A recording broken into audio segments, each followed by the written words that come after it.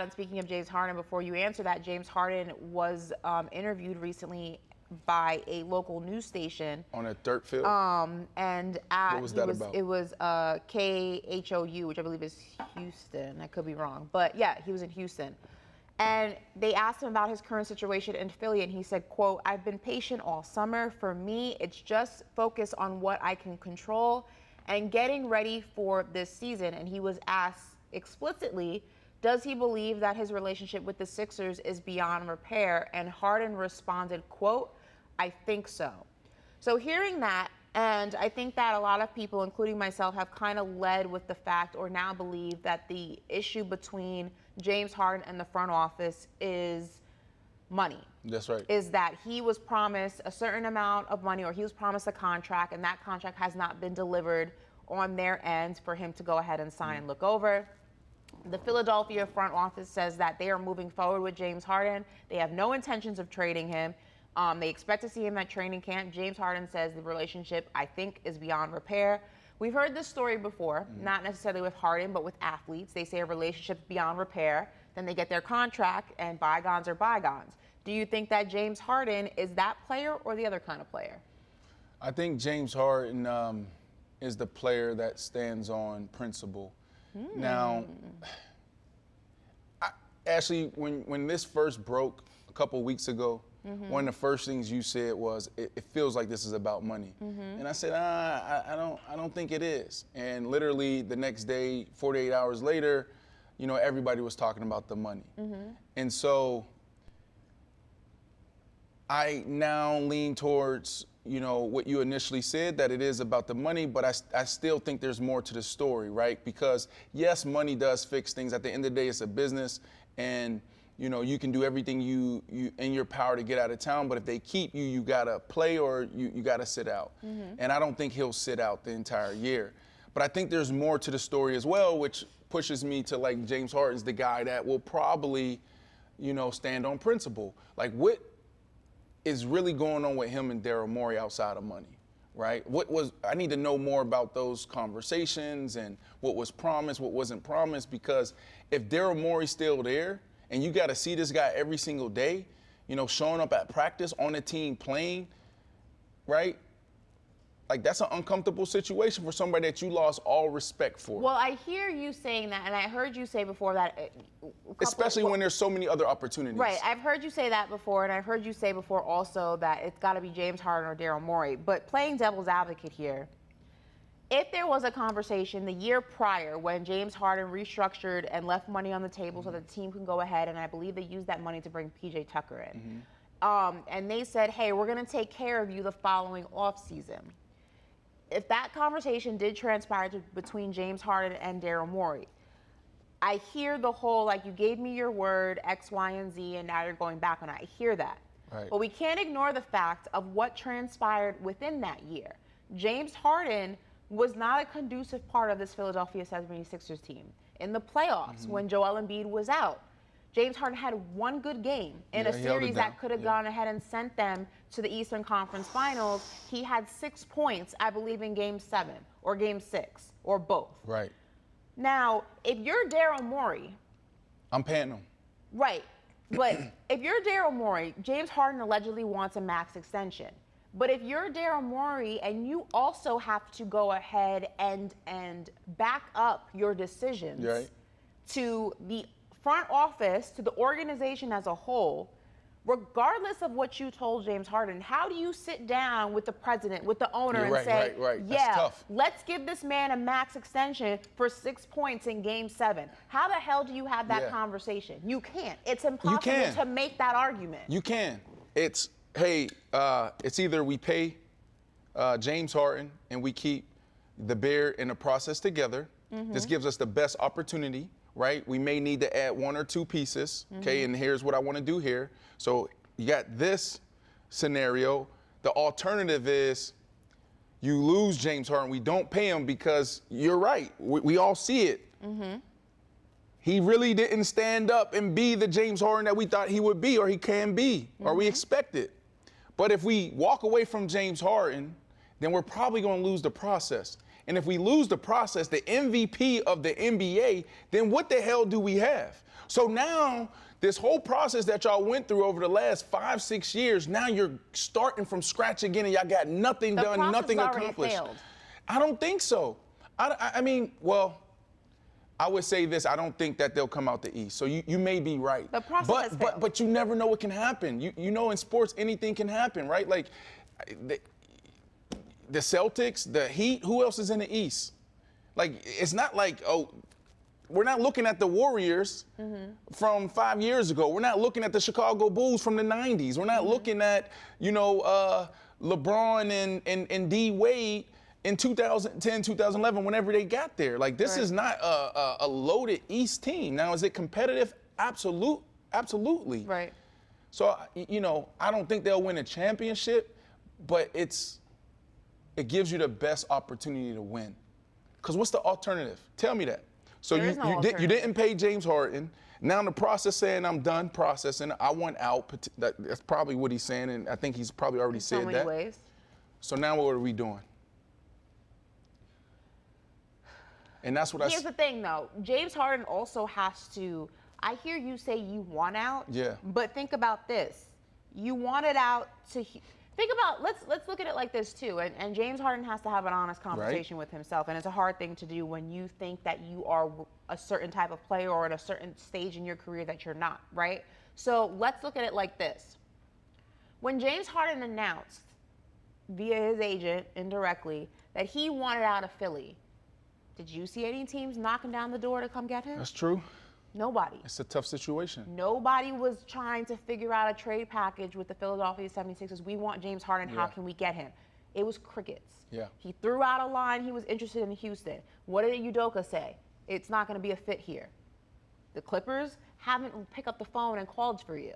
So you have this ideology you have this idea, this narrative in your head that you are this player, this superstar player that can demand a max extension or I'm walking. Except, where are you going because nobody has called for you?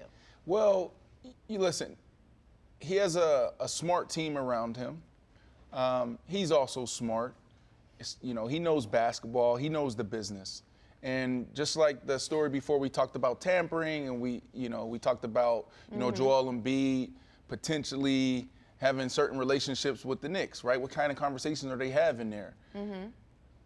James Harden knows who wants him, who doesn't want him, right? His agents and his team, they've been having these conversations. Now, are these teams willing to give up what, you know, the 76ers are asking? Probably not. And so now it's this wait out game. And that's what James Harden did when he left Houston. And I told this story before. Houston wanted Kyrie Irving and they wanted all these pieces. And he said, absolutely not. Aaron Rodgers, the same thing with Aaron Rodgers. Aaron Rodgers made sure that the Jets didn't give up way too much to get him.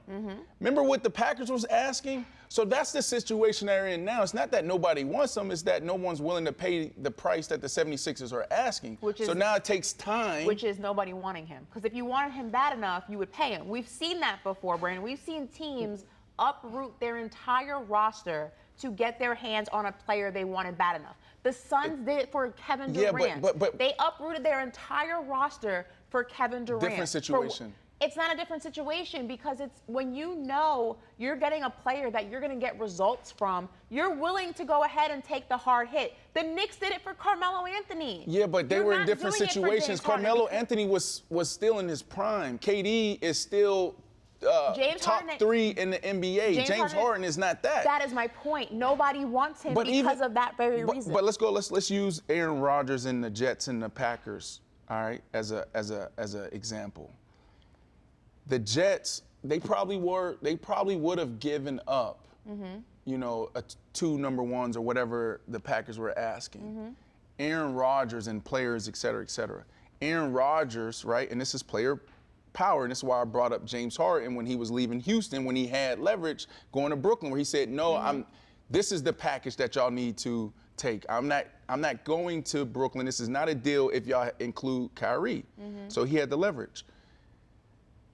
Aaron Rodgers stood up and said, you know what, if it takes 2 months, which is what it took around 2 months to get the deal done. He said, if it takes 2 months, that's fine. Situation. Aaron Rodgers brings results. The reason why it took time, right, is because Aaron Rodgers and the Jets came together and said, you know what, 1-2 years maybe?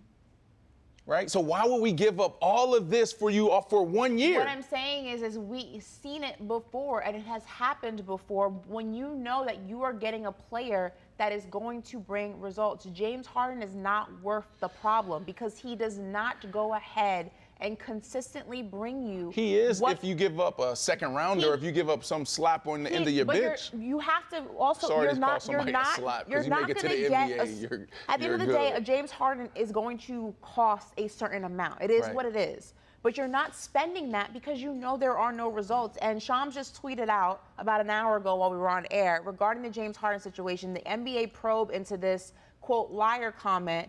James Harden told league investigators he was referring to Daryl Morey telling Harden he will trade him quickly following the $35.6 million opt-out in the 2023-2024 season. The 76ers stance is now they expect to keep Harden. So it's not about necessarily just the money. It's about Daryl Morey telling him that he will trade him and refusing to go ahead and do such. Right. But again, nobody's calling. Where do you want me to trade you? Well, hold on. Stop. Can you please stop saying no one's calling? Because Houston said they don't want him. But there Clippers are people. haven't made a move for him. It's hard for me to believe, Ashley. It's hard for me to believe that James Harden doesn't understand, doesn't know his market, right? And that's why I went to tampering. Because what happens before you even ask for a trade, not all the time, but most of the time, before you even ask for a trade, your team is already reaching out to the other teams, relationships they have, right? They did, and they don't want him. No, it's not that they don't want him. They don't want him at the price that the 76ers have out there. Now, Udoka did not say it was a money thing. You tell me the 76ers, you tell me not the 76ers, you tell me the Clippers wouldn't take James Harden for 2? What I'm saying is Udoka did not mention money once. He mentioned the culture of this team. He has a young group of guys, and James Harden, the player he is now, is not conducive to what he is trying to build. In terms of the Clippers have the assets to trade for him. But yes, they do. You can go ahead and uproot some of your players salary-wise, and it would be a swap. They have enough depth on that roster. They can go ahead and do a swap. Of course, but we don't know. We don't. Do we even know what the 76ers what they're asking for James Harden? There was a rough idea. You would have to. There were some technical. There were some imaginary trade scenarios, but if you're just looking at it for money value. Would you go ahead and trade valuable depth players, role players rather, for a James Harden when you know at some point in the season, let's call a spade, Kawhi's not going to play and Paul George is not going to play. Yeah. And they may not play at the exact same time. Do you trust James Harden enough to hold down the fort while they're gone? I don't. No, you're right. We don't know what James Harden we're going to get, but what I will say is this. If James Harden, he just dropped 40 twice in the playoffs. Right now, it's not consistent. It's not the James Harden that we saw in Houston in a regular season, but he has a tendency to fold in the playoffs. But if I can get James Harden at the right price. You mean for low? For low, for sure. But what he's worth right now. But the issue is that the issue with Philly is he wants a max extension. Philly won't give him a max extension. Right. And they told him that he would be traded quickly after opting out. That's no longer the case. So if he's hell-bent on money, exactly where does he think he's going to be traded to, that he's going to get that money based on based on what he has done that is in our last memory? Again, I think that he understands the situation. Remember where I don't think he does. Look what just came out an hour ago, what you just read, that it's more so James Harden told league officials that Daryl Morey promised that he would trade him. He didn't trade him. So it's about that and not the money. Obviously, money's still involved in this. If James Harden wants to go to the Clippers, he knows that he's not getting the max. You have Kawhi, huh? I don't think he does. How are you going to get a max when you can't? You would have to clear out cap space by moving players. There's no way. Brandon, it's a trade. It would literally have to move players to correct, to Philly, but you're not going to bring in. You're not going to have Kawhi Leonard as cornerstones of your franchise, and Paul George, right? And bring in a James Harden who everybody knows is struggling and give up everybody else who's contributing to your team. I know on paper that sounds like realistic, and you would think that a person would adhere to that. But I'm giving him too much credit. You're giving him too much credit. He wants to be paid for inconsistency. Think about out of seven games in that series, he dropped 40, only 2 of those 7 games, and then went missing the rest of them. Right. Nobody's trading for that. We'll keep a lookout on it, but it's I don't see it happening. But what I did see happen, Brandon. Before you move on. Okay. Too early prediction on James Harden in Philly? James Harden plays in China this year. Oh, wow, okay.